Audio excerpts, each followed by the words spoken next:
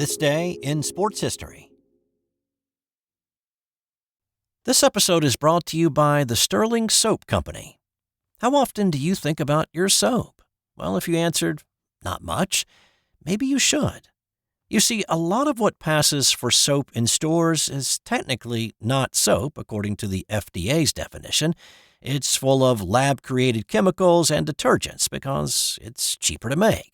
Now, what if you could buy natural soap made from natural ingredients like tallow, palm oil, coconut oil, and scented with essential oils, and for just a little bit more than you'd pay for grocery store soap? Sterling Soap is 100% natural, and with a wide variety of bath soaps, shave soaps, beard balm, lotions, and cologne, there's a product and a scent for just about everybody.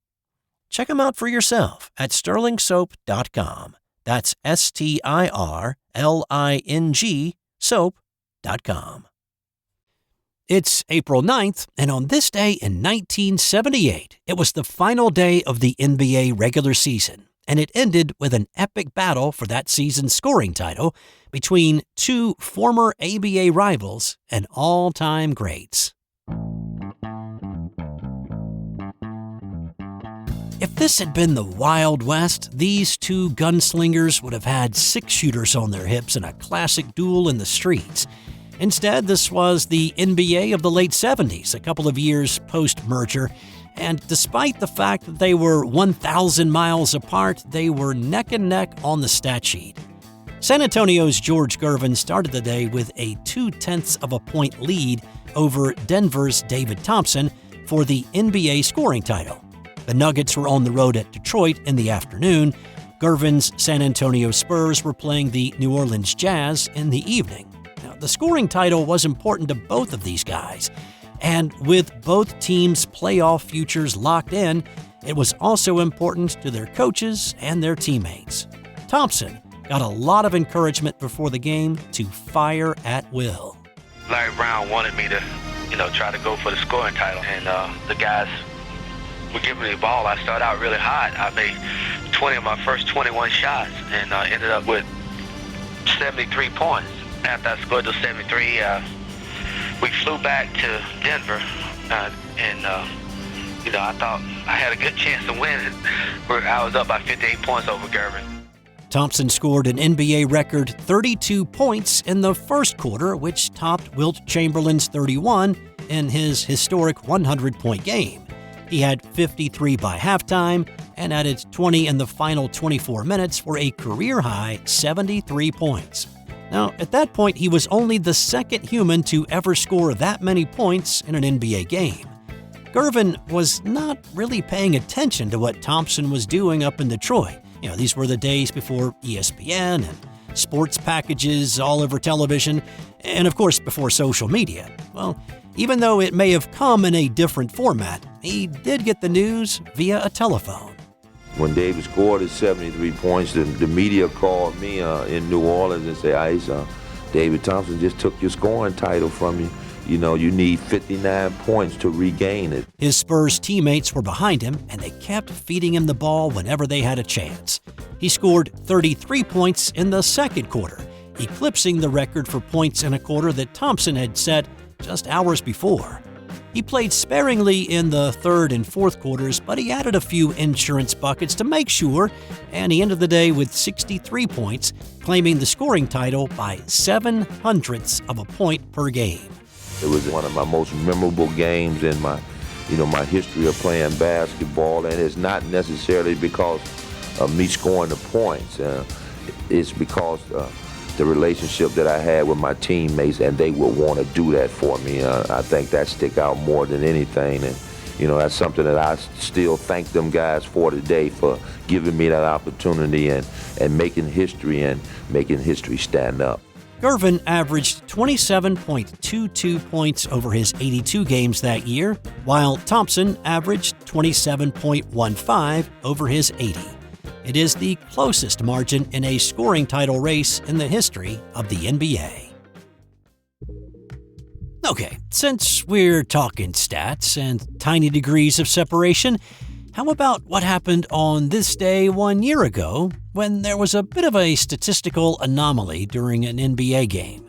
The Boston Celtics were on the road at Milwaukee, and when the final horn sounded, there had been only 2 free throw attempts in the entire game.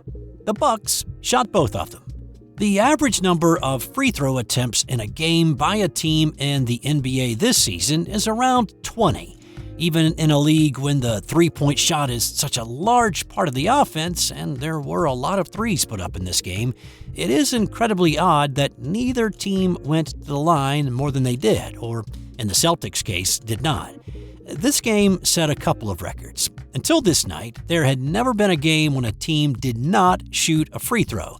The previous record was 1. The Hawks did it in a game in 2018 and the Grizzlies in 2014. This also set the record for fewest free throw attempts combined in a game at 2. Now, I didn't have the energy to go back into the record books to find what that previous record was prior to this one. And as I mentioned, they did shoot a lot of three-pointers. The Celtics took 52 of them. The Bucks had 36 attempts. But this game was not completely devoid of physicality.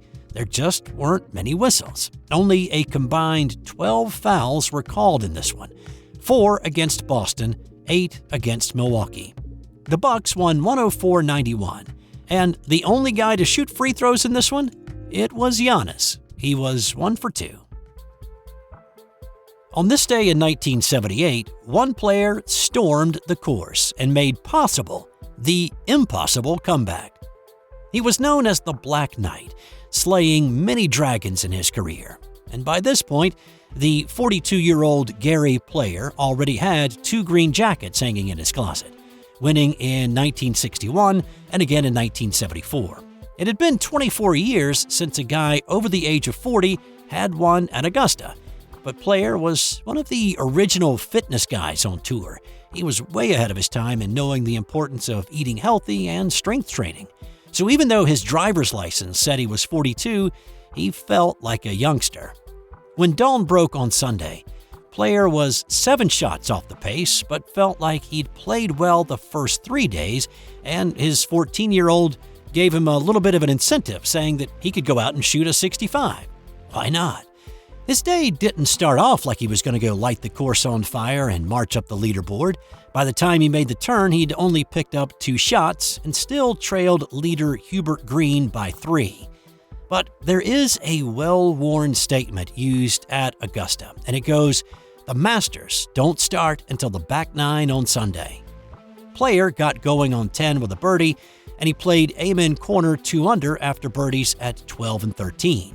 He made another at 15 and finally got to the top of the leaderboard at 16. Just a moment ago, Gary Player trying to get into a 4-way tie for the lead, a treacherous downhill breaking putt.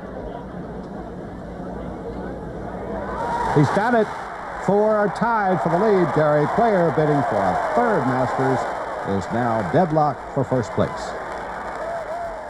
He parred the 17th, and he came to the 18th feeling like he needed one more birdie. When he hit his 6-iron approach to 15 feet, his caddy turned to him and said, "You hold this, you win." Here's Vin Scully calling the action at 18 that day. A birdie gives him 64. He would go 11 under to take the lead, and he would tie the course record.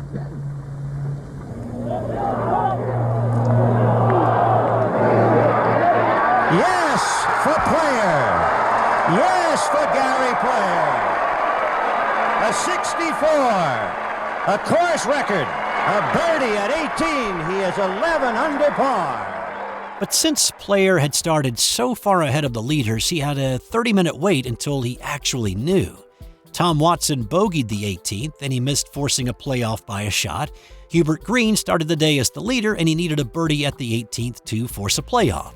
His second shot had been brilliant, to within 4 feet.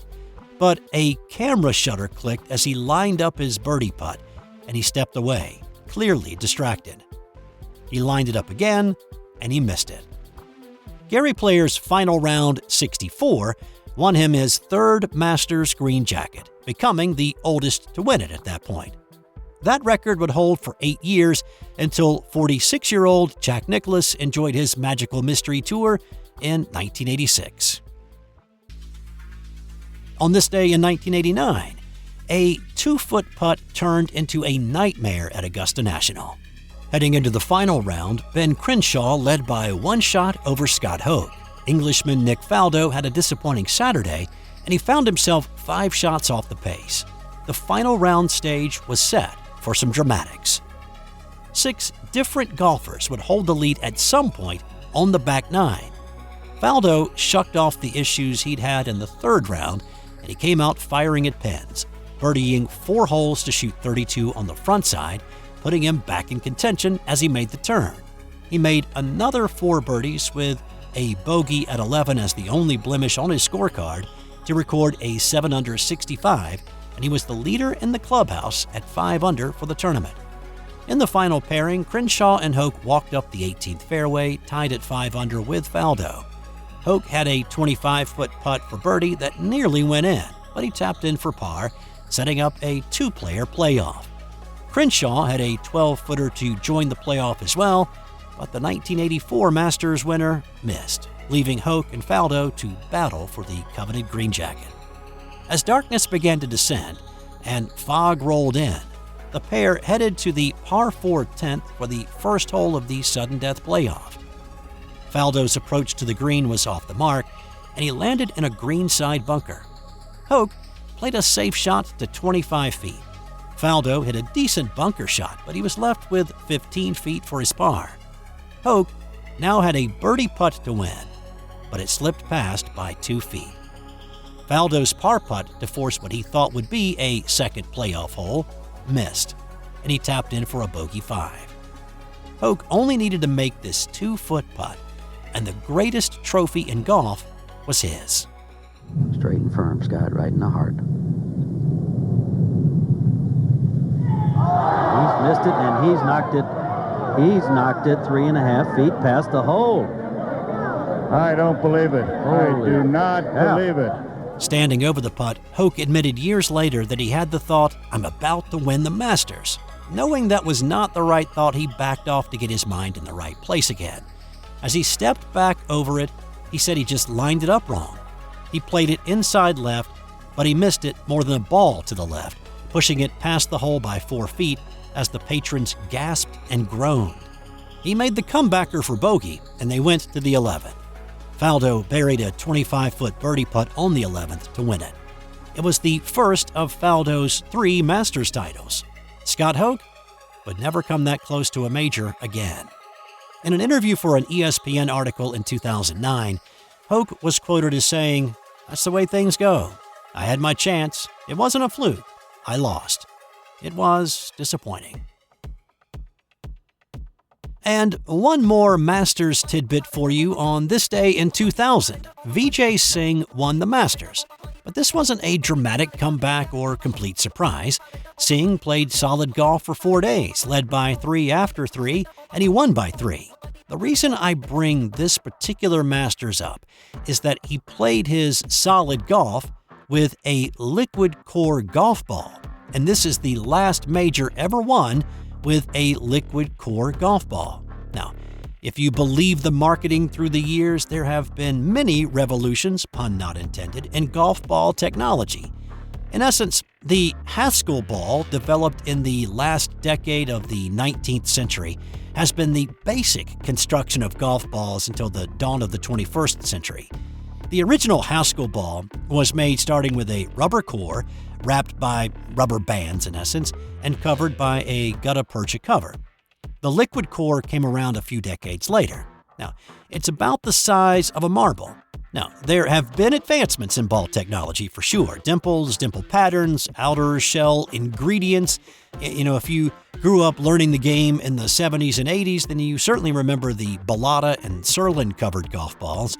Balata was softer and, in the hands of a high handicapper, usually resulted in a smiley face on the ball and a frowny face on the golfer. Anyway, the blueprint for golf balls were essentially unchanged for more than a century. Vijay won the 2000 Masters, playing with the Titleist Professional 100. It had a liquid core, a mixture of corn syrup and water, with rubber banding around it, and a balata cover. The world was just about 6 months away from a true revolution in golf ball technology with the release of the Titleist Pro V1, a solid core golf ball surrounded by a synthetic rubber compound and a urethane cover. But you may be saying, if this new ball tech was still 6 months away, then that leaves 3 other majors that could be won with liquid core golf balls.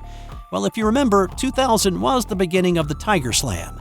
Prior to the Masters, Tiger was hanging out with his friend Mark O'Meara, who was working with a top-flight ball that had this new revolutionary construction. Tiger was impressed at what O'Meara was able to do with it, and when he learned of this new tech, he got together with Nike and Bridgestone to work on a new ball. He started his Tiger Slam using this new ball tech to destroy the field by 15 shots in the 2000 US Open in June. The golf world took notice, and by 2001, if you wanted to contend on the PGA Tour, there was not a single liquid core ball in your bag. And time now for today's That's Got Nothing to Do with Sports fun fact. Ben & Jerry's ice cream was nearly Ben & Jerry's bagels. After failed forays into medicine and art school, Ben Cohen and Jerry Greenfield started looking into things that they could do. They considered learning how to make bagels and open their own business, but the equipment to get started was a little bit pricey.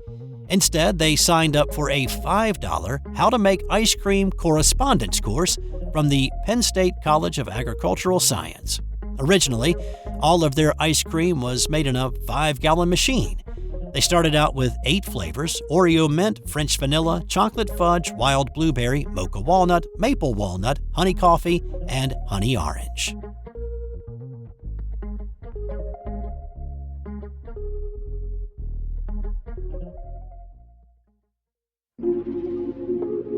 This has been an original Thrive Suite production.